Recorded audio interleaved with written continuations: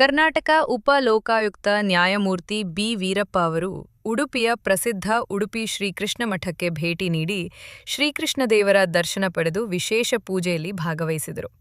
ಮಠಕ್ಕೆ ಆಗಮಿಸಿದ ನ್ಯಾಯಮೂರ್ತಿಯನ್ನು ಪರ್ಯಾಯ ಪೀಠಾಧೀಶರಾದ ಶ್ರೀ ಶ್ರೀ ವೇದವರ್ಧನ ತೀರ್ಥ ಶ್ರೀಪಾದರು ಆತ್ಮೀಯವಾಗಿ ಬರಮಾಡಿಕೊಂಡರು.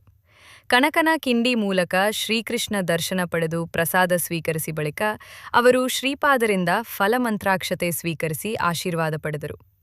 ಈ ವೇಳೆ ಮಠದ ಪರಂಪರೆ, ಧಾರ್ಮಿಕ ಕಾರ್ಯಕ್ರಮಗಳು ಹಾಗೂ ಸಾಮಾಜಿಕ ಸೇವಾ ಚಟುವಟಿಕೆಗಳ ಕುರಿತು ಸಂಕ್ಷಿಪ್ತವಾಗಿ ಮಾಹಿತಿ ವಿನಿಮಯ ನಡೆಯಿತು.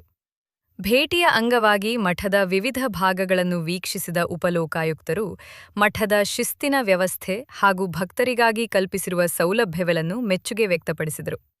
ಈ ಸಂದರ್ಭದಲ್ಲಿ ಶೀರೂರು ಮಠದ ದಿವಾನರಾದ ಉದಯಕುಮಾರ್ ಸರಳತ್ತಾಯ, ಪಾರುಪತ್ಯಗಾರರಾದ ಶ್ರೀಶಾ ಭಟ್ ಕಡೆಕಾರು ಸೇರಿದಂತೆ ಮಠದ ಆಡಳಿತ ಮಂಡಳಿಯ ಸದಸ್ಯರು ಹಾಗೂ ಭಕ್ತರು ಉಪಸ್ಥಿತರಿದ್ದರು.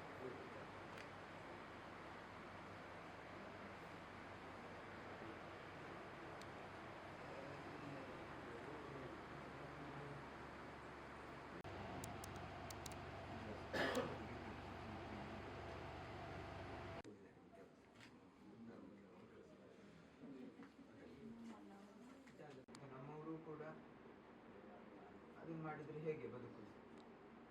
ಬರೀ ಓದ್ತಾ ಬದುಕಲಿಕ್ಕೆ ಆಗುದಿಲ್ಲ ಅಂತ